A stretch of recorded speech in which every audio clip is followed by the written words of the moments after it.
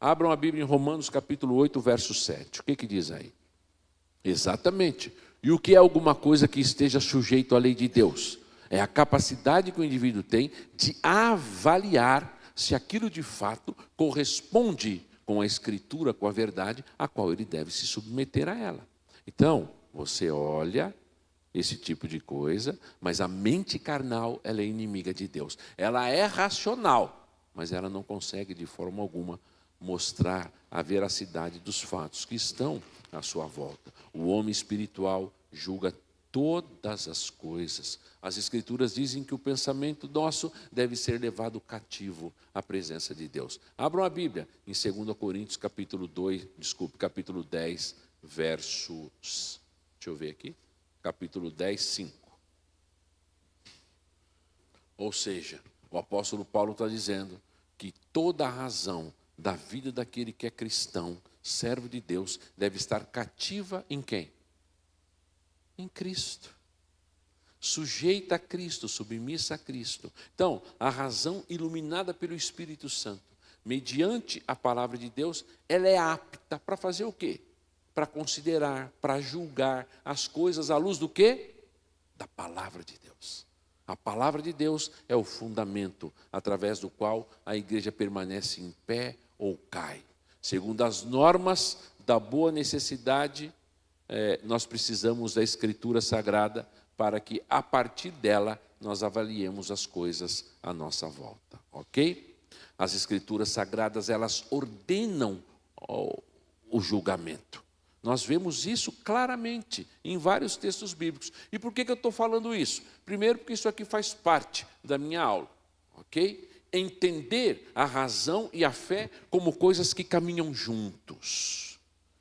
Para que a gente aprenda que um coração regenerado, transformado, ele vai analisar as coisas à luz da própria revelação da Escritura, para que a gente consiga ajudar aqueles que de repente passam ou enfrentam determinados dramas e dificuldades na sua vida. Então, a Escritura Sagrada é a palavra e ela deve sempre provar a nossa mente, e a nossa mente deve ser provada a partir dela. As Escrituras frequentemente nos ordenam a julgar as coisas. Abram a Bíblia. Tem um monte de texto aqui, se eu ficar lendo só o texto, mas é bom para vocês gravar a Bíblia. Nós estamos esquecendo até de gravar a Bíblia, nem gravar a Bíblia, não grava mais. Colossenses 2:8.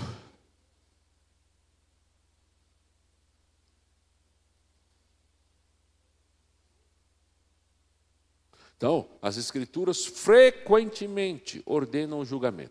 Acharam? Pode ler.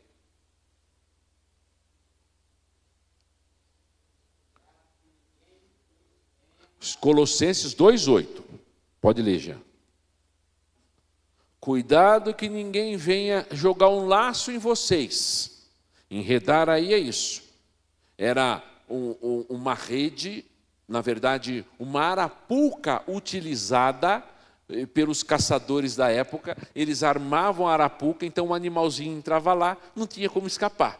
Ele está dizendo exatamente isso. Ele está dizendo, cuidado, porque muitos podem enredar vocês. Eles vão armar a arapuca, você vai cair nela. Então veja só. O que Paulo já dizia, com vãs sutilezas, com filosofias vãs, cuidado. Nós temos que usar o quê para avaliar essas coisas?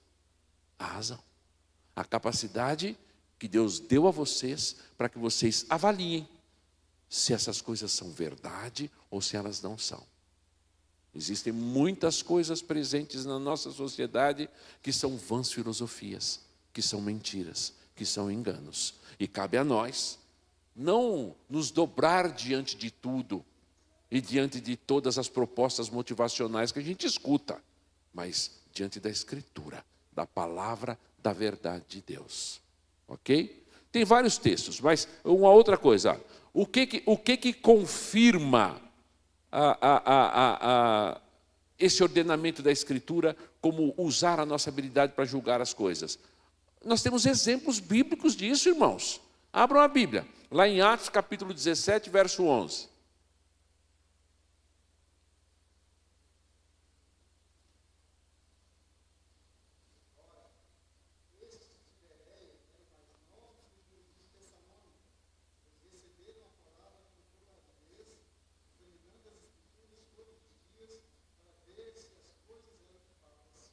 Ou seja, o apóstolo Paulo pregava. É óbvio que o apóstolo Paulo pregava e ele não era uma pessoa, vamos dizer assim, voltada a pregar personagens. Não. Ele conhecia muito teologia. Então, quando ele pregava o quê? Ele pregava o Antigo Testamento. E aí os bereanos tinham os textos. E eles ficavam vendo se era verdade ou não. Se aquilo que Paulo pregava era verdade. Se nós tivéssemos bereanos na vida das igrejas evangélicas hoje, a gente não teria uma crise denominacional como temos tido de anos para cá em vários lugares, onde a gente chama de bênção heresia.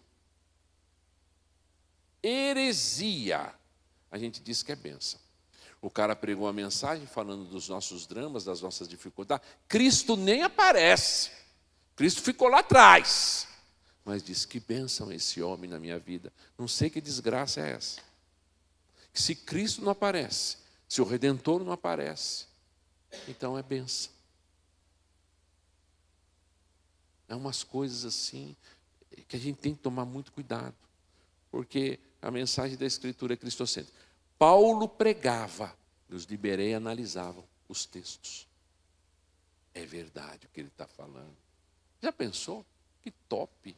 O apóstolo Paulo pregava, ele escreveu de forma inspirada, ele tem metade do Novo Testamento escrito por ele, era um homem de alta erudição, mas pregava de forma simples.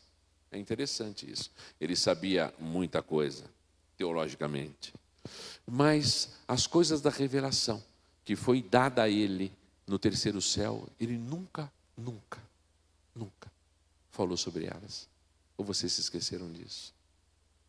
Ele disse lá em 2 Coríntios, capítulo 12, verso 1 e verso 2, que eu subi ao terceiro céu e me foi dada revelações extraordinárias, mas Deus me colocou um espinho na carne, para que eu não me ensoberbecesse e eu não falasse sobre essas coisas. Está lá.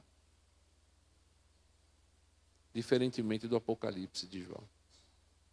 Vocês já leram. É só prestar atenção. E aí quando presta atenção, desenvolve. Então este homem foi um cara diferente, topíssimo. Mas ele escreve aos corintianos. Corintiano, eu vou falar para você, raça, né? Raça. Corintiano é uma raça. No céu não vai ter mais carta de Coríntios, não vai ter corintiano. O apóstolo Paulo vai estar lá. Então quer dizer que o São Paulo estará sempre abençoando as nossas vidas. Agora, Coríntias, os santos também, né? Os santos, porque os santos estarão reunidos, né? Agora, Flamengo, Coríntias, Palmeiras, provavelmente, porque nós teremos muitas palmeiras no novo céu e na nova terra, né? Com cocos, com coisas assim. Agora, Coríntias e Flamengo, pronto. Mas vamos lá. Aí o pastor Manuel vem aqui depois, ele fala que o Corinthians vai ter no céu, porque ele é corintiano. Né? Mas, sabe o que Paulo faz em Coríntios? Vocês já leram o capítulo 1 e o capítulo 2? Ele diz assim, olha, eu abri mão de vir com toda a minha argumentação filosófica e com o meu conhecimento para pegar Cristo e esse crucificado. É na mensagem simples da Escritura. As pessoas querem coisas elaboradas demais, simplesmente para falar amém sem entenderem nada. Porque é isso que muitos pregadores fazem. Faz com que a gente fale amém, sem que nada do que ele falou tenha sentido. Mas é difícil. Fala bem. Meu Deus do céu. O apóstolo Paulo diz, eu preferi nada saber, exceto Cristo e esse crucificado. E está sendo cada dia mais difícil você achar alguém que prega Cristo. Então, se vocês têm, deem valor, porque está difícil, muito difícil. Mas tem mais. 1 Coríntios, capítulo... vocês já leram, mas então vai. Então, nós vimos aí, né? Ela nos frequentemente ordena o julgamento. Nós temos exemplos bíblicos de julgamento. Atos 17, 11, 1 Coríntios 10, 15. O desígnio da Escritura ensina que nós devemos exatamente usar da nossa razão para entender a verdade dentro das convicções que a Escritura Sagrada nos ensina. Quer ver? Tito capítulo 1, verso 9. Nós não podemos usar absolutamente nada que não tenha como fonte as nossas habilidades cognitivas redimidas, porque sem redenção a nossa razão é absolutamente infrutífera. Ou seja, a nossa razão, quando regenerada pelo Espírito, na verdade, como expressão de um novo coração, ela julga e analisa as coisas de maneira correta, que glorifique, que engrandece a Deus. Tito capítulo 1, verso 9, o que diz? Apegue-se à palavra fiel, que é a Bíblia, para que vocês possam contradizer aqueles que a contradizem. De que maneira vocês fazem isso? Usando o quê? A habilidade da razão, para que vocês, conhecendo a Escritura, vocês contestem determinadas afirmações que são equivocadas, que são erradas, e que não expressam o pensamento genuíno de Cristo e da sua glória. Agora, em tudo, a gente tem que tomar muito cuidado. E qual o cuidado? O cuidado é da soberba. Porque às vezes você pode ter descoberto alguma coisa que o seu companheiro ainda não sabe. E você pode instruí-lo a conhecer. Eu acho que esse é o ponto. Então, sempre que eu trouxer coisas para vocês e serão novas, em vários aspectos para alguns, eu sempre mostrarei a biografia para que você, querendo, possa ler, se instruir e crescer. Porque o indivíduo que tem o conhecimento só para si e não gosta que os outros saibam, é um tolo, ao invés de sábio. Jesus compartilhou os ensinos da sua glória conosco. E Deus, Ele pessoaliza a sabedoria em Provérbios capítulo 8, mostrando que a sabedoria é Cristo. A ponto de as Escrituras dizerem, tem alguém falta de sabedoria? Faz o quê? Que a todos dá, não é? Aí o boçal, o boca aberta, aquele que pensa que sabe alguma coisa, então ele esconde de você, porque ele não quer que você saiba. Ele só quer dizer as coisas, mas ele não quer que você se aprofunde nelas. Se passa por sábio, mas é tolo. O sábio faz como Deus faz. Como é que Deus fez? Ele nos deu a sabedoria, que é Cristo, para que nós conheçamos mais e mais das coisas dele. Você lembra o que Salomão fez com o nosso Deus? Ele podia pedir um monte de coisa, não podia? Ele disse, sabedoria para eu julgar o povo. Não foi? E a sabedoria é concedida a ele. Aí, lá no Novo Testamento, Jesus Cristo fala que Salomão existiu. Tem muita gente que fala que não. Jesus Cristo diz que um peixe engoliu um homem. Jesus falou, mas tem gente que fala que não. Jesus Cristo falou que o dilúvio existiu e é universal. Mas tem gente metida a besta e a sábio que diz que não. Mas se Jesus falou, você fica com quem, meu querido? Com quem que você fica, meu querido? Fala forte. Eu também. Eu fico amarrado com ele, eu quero saber do que os caras falou. Aí Jesus diz assim, uma mulher saiu da Etiópia, atravessou o deserto e foi encontrar-se com Salomão. O nome dela era Rainha de Sabá, porque ela ouviu falar a respeito da sabedoria de Salomão e era impactante. Eis aqui está quem é maior do que Salomão. Lembram disso? Assim como Jonas ficou 3 dias e 3 noites na barriga de um grande peixe, é necessário que o filho também fique 3 dias e 3 noites no ventre da terra e depois ressuscite.